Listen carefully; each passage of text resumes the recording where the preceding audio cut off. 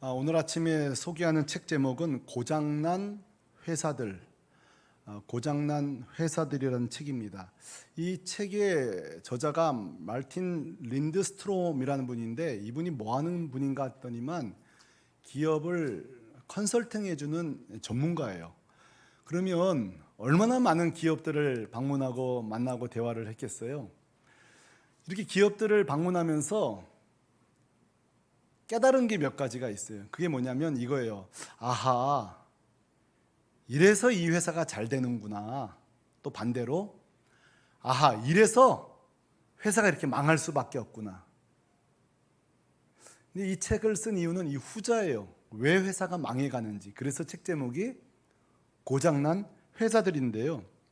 이 고장난 회사들은 많지만 여기 10가지가 나오는데 2가지만 제가 소개해 볼게요. 2가지 특징이 있대요. 2가지 착각이라고 할 거예요. 첫째는 들어보세요. 우리 회사는 잘 돌아간다는 착각이에요. 교회도 그럴 수 있잖아요. 교회가 어려운데 우리 교회는 잘 돌아간다. 이게 착각이라는 거예요. 망하는 회사들은 다 이렇게 착각하고 있다는 거예요. 둘째로는 이 정말 저게 인상적이었는데 창의성이 없으면서 회사가 주구장창 회의만 많이 하면 잘 될 거라는 착각이에요. 그 책 거기 중간 6장에 보면 회의 중독자들이라는 이제 챕터가 나오거든요. 그러니까 회의만 주구장창 하면은 회사가 잘 될 거라는 착각이에요. 문제는 결과는 엉터리밖에 없는 거죠.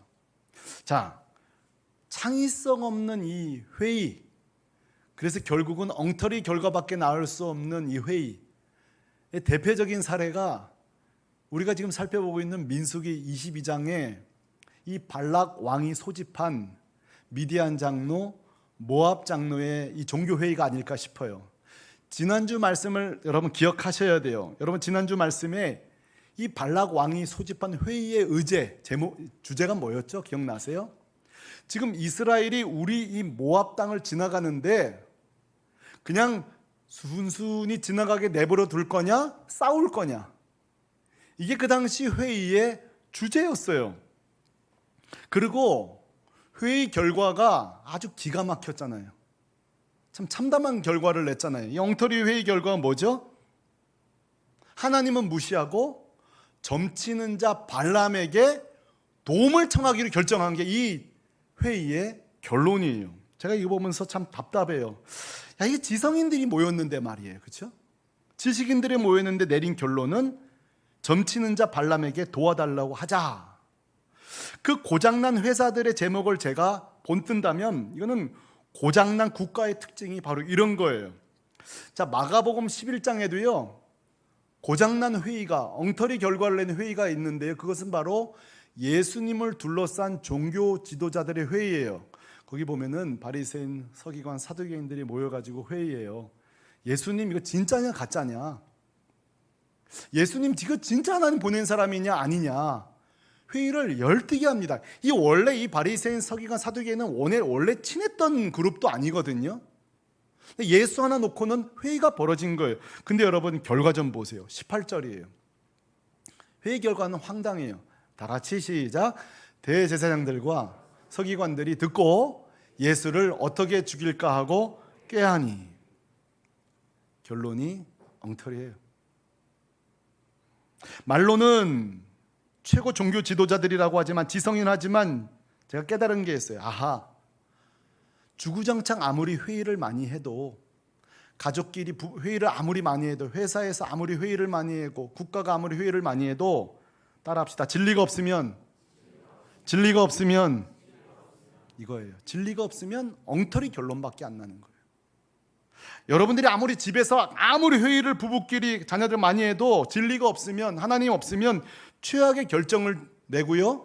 결국은 예수를 죽이는 최악의 범죄 집단이 되는 거예요. 자, 이걸 적용해 볼게요. 오늘 이 발락왕 그리고 이 종교 지도자들은 오늘날 누굴까요? 이거 지금 이 민수기 22장에서 잠시 나오셔서 우리 얘기로 들어가는 거예요. 이 발락왕, 이 종교자들은 누굴까요?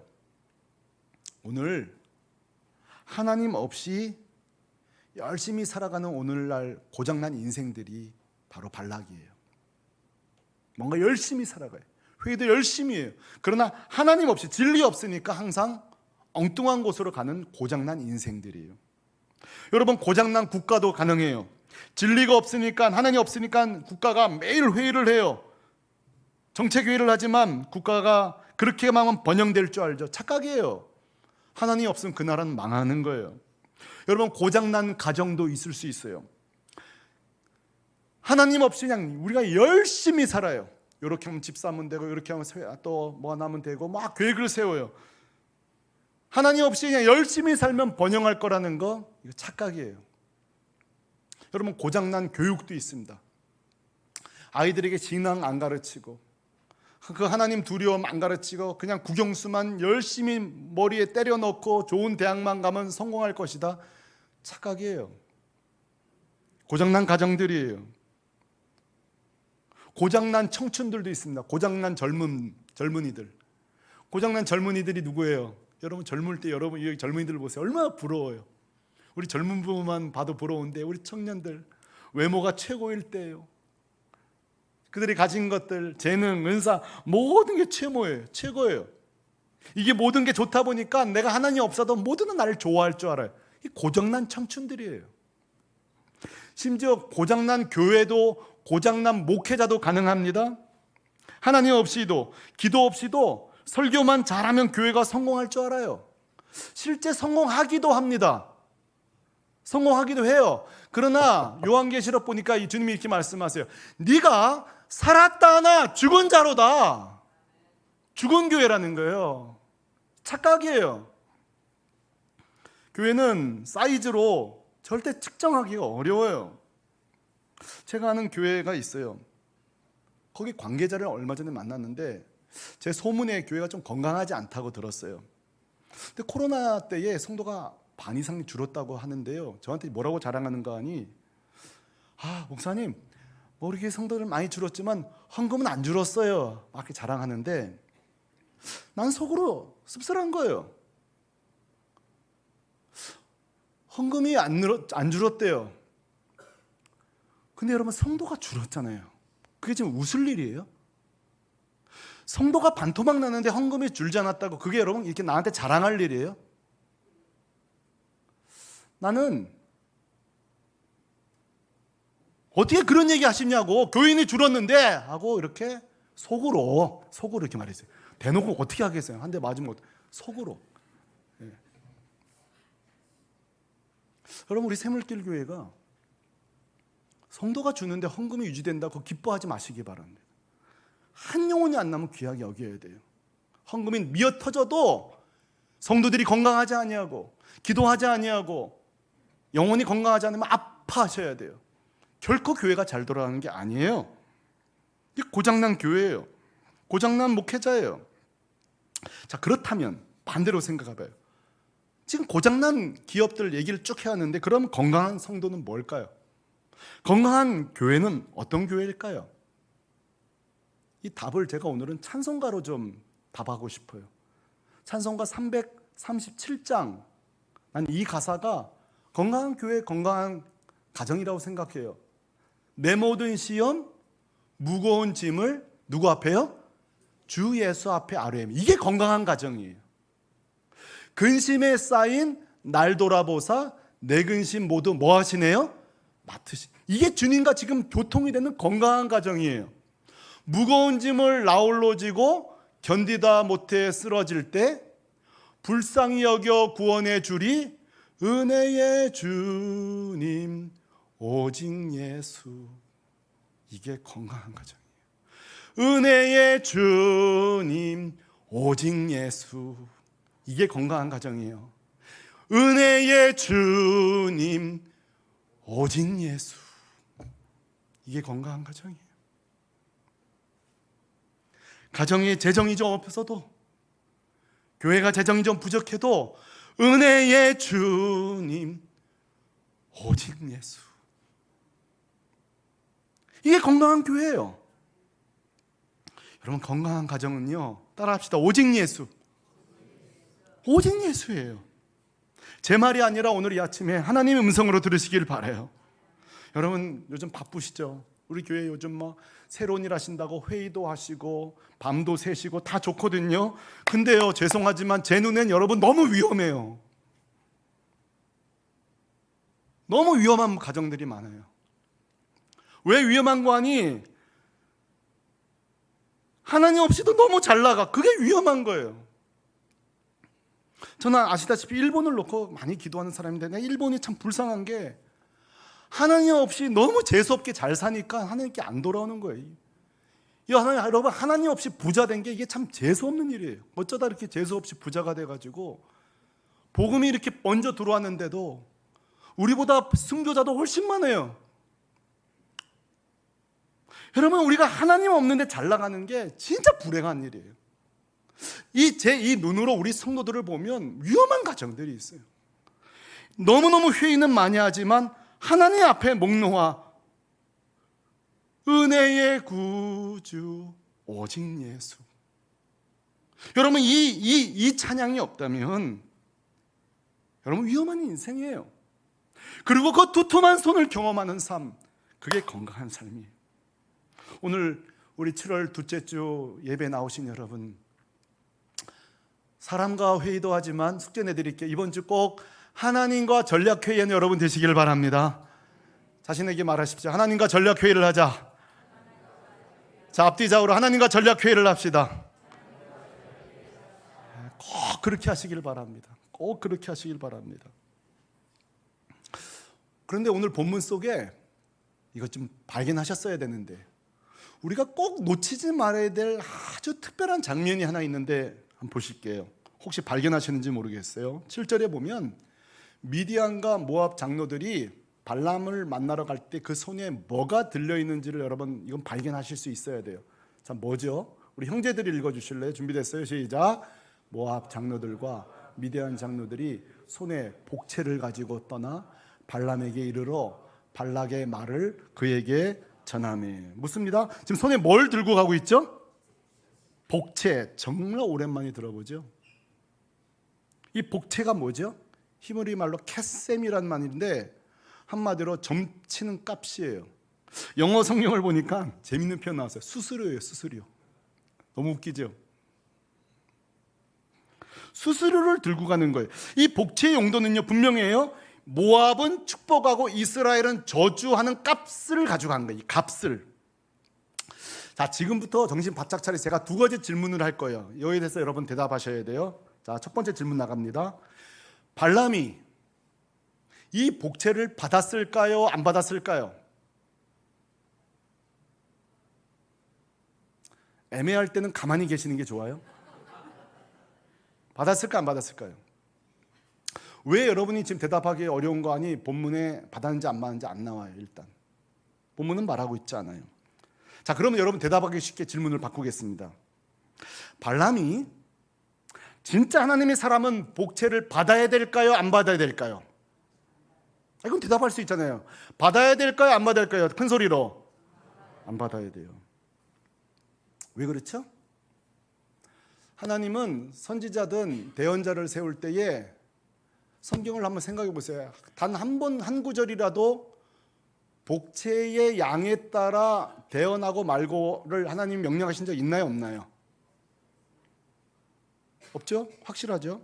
지난주 목요일 날이 예레미야서를 우리가 처음 시작한 날인데 목요일 날 큐티 말씀에 예레미야를 부르시는 장면이 오늘 설교에 매우 도움이 돼요. 1장 7절에 보면 이게 바로 선지자의 조건이에요.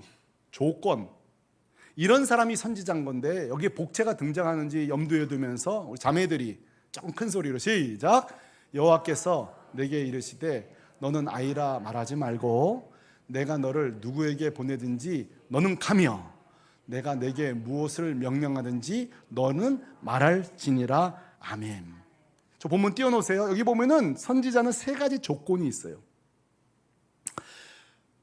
상대방의 복채에 관계없이 선지자는 하나님의 뜻이라면 보냄을 받는 거예요. 아멘. 선지자는 복채가 아니라 하나님의 명령하시면 가기 싫어도 그 장소에 가야 돼요. 맞아요? 틀려요? 맞아요. 하나님의 선지자라면 복채가 아니라 하나님이 엄한 말이든 좋은 말이든 선포해야 돼요? 안 해야 돼요? 해야 돼요. 하나님의 선지자는 복채로부터 자유로워야 돼요. 하나님의 선지자는 복채에 따라 움직이지 않아요. 하나님의 사람은 복채에 많고 적음에도 움직이지 않아요. 성도 여러분, 잘 들으시기 바랍니다. 하나님은 단 한 번도 우리에게 복채를 요구하지 않습니다. 그러나 한 가지는 요구하세요. 오늘 우리가 주일 아침 2부 예배 나올 때에 한 가지는 요구하세요. 그 뭔지 아세요? 오직 예수 그리스도의 보혈로 나오는 자는 요구하세요. 다른 거 없어요. 하나님은요, 다른 거 없어요. 오직 예수 그리스도의 보혈로 이 성전을 활짝 열고 들어오기를 원하세요. 그 이상 없어요. 여러분, 이것은요, 우리의 경험적으로 우리는 체험할 수 있어요. 부모님 여러분, 자녀들이 우리를 방문합니다. 1층에서 초인종을 띵 누릅니다. 그럴 때 여러분 어때요? 아이들 왔구나 하면서 막 덩실덩실 신나면서 나오실 거예요. 저는 지금도 우리 장인어른이 보고 싶어요. 우리 장인어른은요, 우리 오기 전에 1층에 내려와 있어요. 그런 장인어른 가져봤습니까? 가실 때요, 차 못 뺄까봐 차 빼라고. 그런 장인어른 있으십니까? 이게 우리 부모님이에요. 그런데 여러분, 이런 부모가 있다고 쳐봅시다. 제가 상상력을 발휘해볼게요. 초인종을 딱 눌러요. 화면이 뜨잖아요. 뭐 갖고 왔는지 들어봐. 뭐 갖고 왔는지 들어봐. 이런 부모 있어요? 그 상표 보이게 보여봐. 전복 됐어. 합격. 들어와. 빈소년 누구시죠? 돌아가거라. 여러분, 이런 부모, 이거 지금 상상 속에 지금 나오는 이야기지, 이게 이런 부모 있나요? 난 단 한 명도 없을 거라고 생각해요. 여러분, 우리 하나님도 마찬가지예요. 하나님 우리에게 복채를 요구하잖아요. 기독교 안에는 복채 없습니다. 우리가 한 가지 조건, 오직 그 예수 그리스도의 보혈, 그 감격으로 나오면 그걸로 족해요. 오늘 우리는 아까 방금 전에 저도 그러고 여러분 다 헌금을 하셨어요. 헌금을 했어요. 저는 여러분이 이 헌금을 복채로 드리지 않기를 바랍니다. 왜냐하면 복채 헌금이 가능합니다. 초신자 때 이런 실수를 해요. 자, 여러분에게 묻겠습니다. 여러분은 왜 오늘 헌금을 하셨죠? 초신자 때는 내가 이 헌금을 하면 요 한 주간 하나님이 나를 화로부터 건져줄까 봐, 아니면 내가 오늘 예배드리 헌금하지 않으면 혹시 벌을 가볼까 봐, 그렇게 우리가 헌금할 때가 초신자 때 있습니다. 여러분, 결코 그렇지 않습니다. 제가 오늘 여러분 헌금이 도대체 뭔지 똑똑히 알려드릴게요. 여러분, 헌금은요, 두 가지 때문에 드리는 것입니다. 한번 따라 하십시다. 감사와 사랑. 뭐라고요? 감사와 사랑. 감사함이라 함은 우리는 헌금을 하나님과 협상용으로 쓰지 않습니다. 하나님, 제가 오늘 헌금할 테니 이번 주 아시죠? 이번 주 이렇게 도와주셔야 되는 거 아시죠? 딜하는 게 헌금이 아니에요. 헌금은 이미 우리에게 베푸신 은혜에 대한 감사여야 해요. 이미 우리에게 주신 그 은혜에 대한 감사가 헌금이에요. 뭔가 우리가 이 헌금으로 하나님을 설득해내고, 또 어떤 분은 지난 한 주에 잘 못 살았기 때문에 이 헌금으로 나를 만회하기 위해서 헌금할 필요가 없어요. 회개해버리면, 예수의 이름을 회개하면 끝나는 것이지, 이 복채를 뭔가 나를 만회하기 위해서 하는 게 절대 아니에요. 우리 새물결교회 성도들은 헌금할 때에 보험용이 아니라 감사용으로 드리시기를 바랍니다. 한 명도 그런 사람 없기를 바라요. 두 번째로 여러분, 헌금은요, 사랑이에요. 사랑. 자, 여러분 생각해 보세요. 우리 다 헌금을 하셨어요. 자, 오늘 헌금을 드렸죠? 재정부가 가져갑니다. 그럼 그 헌금을 천사가 와서 하나님께 가져가나요? 그렇지 않아요. 하나님은 사실 우리 헌금이 필요 없습니다. 하나님은 우리 헌금으로 사시는 분이 아닙니다. 사실 이 헌금은 왜 필요한지 아세요? 여러분, 헌금 때문에 우리 목회자들이 삽니다. 이 헌금은 중요하게 세 가지 용도로 쓰입니다. 목회자의 생활비, 그리고 가난한 자를 위한 구제비, 그다음 교회 전체 살림살이를 위해 사용됩니다. 그러므로 여러분이 헌금한다는 것은 첫 번째는 하나님께 감사고요. 두 번째는요, 공동체를 향한 사랑이에요. 목회자를 향한 사랑이에요. 그래서 여러분 당당해지세요. 여러분은 성도님들 자부심을 가지세요. 어떤 자부심을 갖냐면, 우리 이정철 목사가 나 때문에 산다는 자부심 가지셔도 돼요. 진짜 여러분 때문에 제가 사는 거예요. 자부심을 가지세요. 내가 열심히 일해서 헌금하고 우리 목사님들이 산다. 자부심을 가지십시오. 둘째로, 여기 계신 우리 사역자 여러분도 자부심을 좀 가지세요. 어떻게 가시냐면, 우리가 생명 다해 전한 말씀으로 힘내서 한 주간 살아간다. 목회자 여러분, 자부심을 가지세요. 여러분 때문에 성도들이 삽니다. 이렇게 따지면 성도와 목회자는 서로 생명관계, 사랑관계예요. 상호 자부심을 가져야 돼요. 나 때문에 우리 목회자가 산다. 나 때문에 우리 성도들이 산다. 이게 바로 우리 모두가 가져야 될 의식이에요. 그러므로 헌금은 복채처럼 드린 게 아니라 하나님을 향한 감사의 헌금, 공동체를 향한 사랑의 헌금이어야 돼요. 여러분 다음 주부터 헌금 드릴 때에 그 밑바탕에는 감사와 여러분 공동체를 향한 사랑으로 여러분 꼭 드릴 수 있기를 바랍니다. 그러니까 저는 사실은 헌금을 강조하는 게 아니라 사랑을 강조하는 거예요. 감사를 강조하고 있는 거예요. 오늘 말씀은 여러분 우리 기도에도 적용되는 거 아십니까? 자, 우리는 아까 함께 기도했습니다. 이것을 우리는 중보 기도라 합니다. 그렇죠? 원래는 근데 여러분 중보 기도는 불가능한 거 아세요? 잘 들으세요. 기도는 원래 나를 위해 내가 해야 되는 게 맞아요. 이게 기도예요. 중보 기도라는 건 불가능해요. 근데 여러분 중보 기도는 우리 주님이 우리에게 놀라운 선물을 주셨어요. 두세 사람이 있는데 너희들이 내 이름을 위해 타인을 위해 기도하면 내가 응답해 주마 하는 놀라운 특권의 선물을 주는 거예요. 여러분 믿습니까? 이게 중보 기도의 특권이요, 능력이요. 성도는 이 선물을 활용하셔야 돼요. 자, 그래서 우리가 기도할 때에 잘 생각해 보세요. 1시간, 2시간 기도하고 마지막에 자기 이름을 들어서 이정철의 이 모든 말씀, 이정철의 이름으로 기도합니다. 여러분 그렇게 하세요? 자, 이 모든 말씀 누구 이름으로 기도하죠? 예수 이름으로 기도해요. 그 이유가 뭐예요? 기도는 예수님을 담보로 드리는 거예요. 예수님을 매개체로 드리는 거예요. 우리의 기도의 위대함은 마지막 예수 이름으로 드리기 때문이에요. 제가 이 얘기를 왜 장구하게 하는 거 아니? 우리가 서로 기도해 줄 때에 기도값을 서로 치를 필요가 없는 이유가 여기에 있는 거예요. 잘 들으세요. 우리는 서로 기도해요.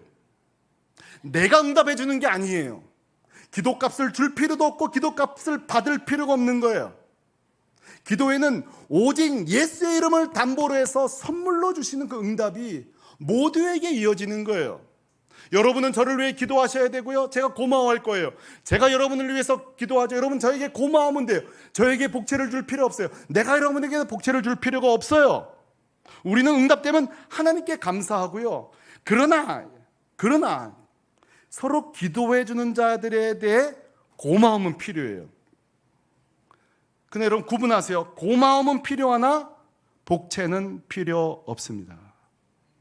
제가 어린 시절에 오랜만에 들어보실 거예요. 기도값이라는 게 있어요. 기도값. 내가 널리 해서 기도해 줬으니까 기도값을 받기도 하고요. 또 들어보셨어요. 무릎값이라고. 무릎팍도산 들어봤어도 무릎값은 처음 들어보죠. 무릎값이 있었어요. 잘 들으세요. 성경에는 그런 내용이 없습니다. 성경에는 그런 거 없어요. 간혹 제가 기도해드렸다고 감사하다고 저한테 선물해 주시는 분이 있는데요. 제가 고마워요. 근데 하실 필요가 없어요. 하실 필요도 없고 안 하셔도 돼요. 그러면 이래요. 아유 목사님 그래도 사람 사는 게 그게 아니죠. 그래도요. 그럼 제가 방법을 드릴게요. 저한테 정말 고맙거든. 냉면 한 그릇 사주시면 돼요. 11,000원짜리. 아이 그거 가지고 그러면 빈대떡 한 장 더 사주세요. 17,000원 들어요. 저는 17,000원이면 끝나는 인생이에요. 정말 고맙거든. 그 이상 그 이하. 괜찮잖아요. 고마운 밥 한 끼 서로 나누는 것, 빵 한 조각 나누는 것. 왜 그렇죠? 자, 만약에 제가 청년을 위해 기도해요. 근데 이번 기도가 내 이름 때문에 하나님이 응답하셨어요. 야, 이정철이가 기도를 많이 해서 내가 정민아 너를 응답해 줄게. 그렇다면 난 정민한테 엄청 돈 받으러 갈 거야. 내 입으로 응답된 거 내가 돈 받으러 가야죠. 값을 치러야죠. 내가 찾아갈 수가 없어요. 내가 예수 이름으로 기도한 거예요. 예수 이름으로 기도한 거예요. 우리는 서로 기도하는 거예요. 서로 기도하고 서로 응답을 체험하는 거예요. 자, 이걸 우리 예배도 적용할 수 있습니다. 아까 말씀드린 처럼 예배 드릴 때에 지난 한 주 동안 엉터리 살았기 때문에 오늘 예배를 통해 조금 예수님 하나님의 마음을 좀 완화시키려고 나오는 거라면 그건 복채 예배예요.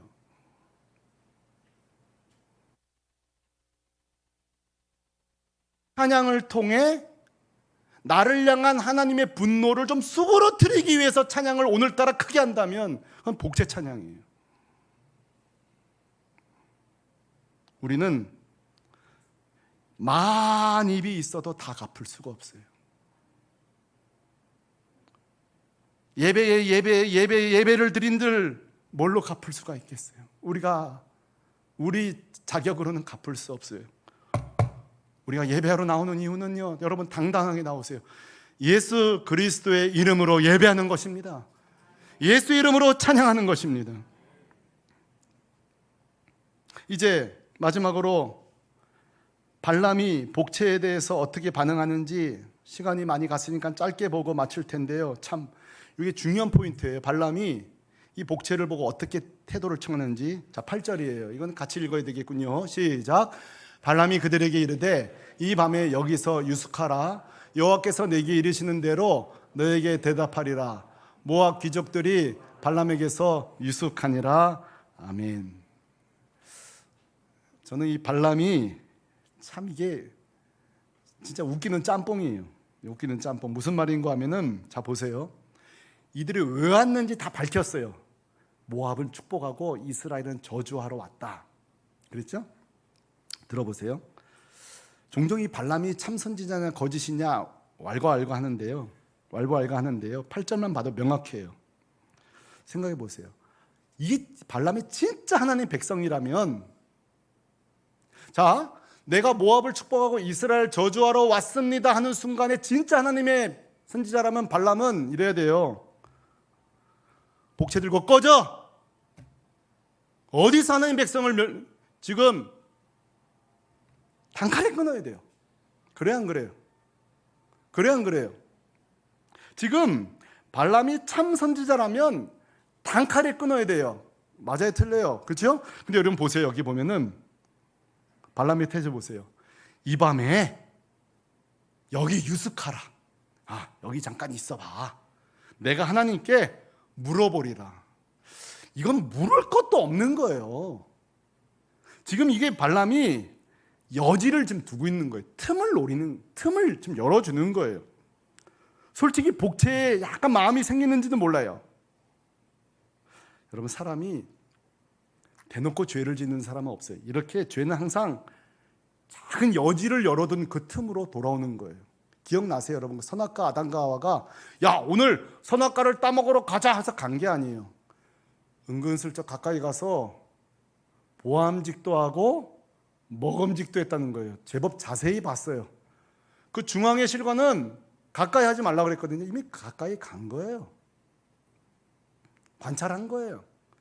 여지를 둔 거예요. 이 죄가 나를 올라타도록 그 죄 근처로 간 거예요. 기억나세요? 다윗이 밧세바를 취하는 범죄 때 자기 장수들은 지금 전쟁에 나가서 중려사냐 싸우고 있는데 어디에 올라가죠? 옥상에 올라가요. 옥상에 올라가서 보니까, 자, 여기 있는 남성들이요. 올라가 보니 옆집 어디 여자가 모욕하고 있어. 그러면 여러분 어떻게 하실 거예요? 갈등 생겨요? 이게 뭐 갈등할 게 있어요? 이러면서 이렇게 이거는 아니고 이렇게 딱 눈 가리고 그러면서 내려와야죠. 근데 다윗이 가까이 가서 보니 하면서 누군지도 알아요. 누구 자손이 부인인 걸. 가까이 가서 보니 그랬어요. 내려와야죠. 내려와 버려야죠. 죄는 그 작은 틈을 통해 들어오는 거예요. 그래서 기억나세요? 큰 댐이 그냥 무너지는 게 아니라 이 바늘구멍으로 물이 솔솔솔 들어오다가 그게 주먹만해지고요. 주먹만한 게 이렇게 한아름이 되고요. 몸통만해지고 전체가 우리를 삼켜버리는 거예요. 전 그래서 요셉이 귀하다 싶어요. 창세기 39장 10절에 보면 그 보디발의 아내가 참 저 여자도 참 희한한 여자예요. 10절에 보면 여인이 날마다 요셉에게 청하였으나 동침해달라고. 부부관계가 안 좋았나 봐. 하여튼가 뭔지. 근데 여기 보세요. 요셉이 듣지 아니하며 동침하되 아니할 뿐더러 그 다음이 중요해요. 뭐라고요? 함께 있지도 아니하니라. 저는 요셉이 지혜롭다는 생각해요. 같은 남자로서 이건 난 나를 잘한다. 난 보면 넘어간다. 난 보면 넘어가. 그러니까 내려와. 아예 가치도 있지 않았다는 거. 이게 정직한 사람이에요. 이게 정직한 영혼이에요. 그래서 요즘 저는 에베소서 4장 27절이 이제 이해가 되어져요. 이해가 되어져요. 다 같이 시작. 마귀에게 틈을 주지 말라. 우리 사랑하는 성도들이요, 마귀에게 틈을 주지 마세요. 요즘 이제 중년의 위기가 돼가지고 50대, 60대 나이 막 70, 80까지 이렇게 불륜 저지르는 분들이 있는데요. 우리 교회는 없을 거라고 생각하고, 그러나 혹시 있다면 에이 누가 나 같은 사람을, 여러분 방심하지 마세요. 또 특이한 걸 좋아하는 사람이 있을 수도 있단 말이에요. 여러분 대단하지 않아도 좀 특이한 걸 좋아하는 사람이 있을 수 있기 때문에 항상 조심하셔야 돼요. 항상 조심하세요. 에이 저는 괜찮아요. 천만에. 왜 제가 이 얘기 하는지 모르겠어요. 하지만 여러분 가정 지키셔야 돼요. 틈을 주시면 안 돼요. 그 틈 속으로 계속 파고드는 거예요. 다음 주 좀 더 자세히 보기로 하고요. 오늘 7월 둘째 주 하나님 우리에게 말씀하십니다. 너 지난주 무지무지 바쁜 거 아는데 나랑 회의는 도대체 언제 할 거냐?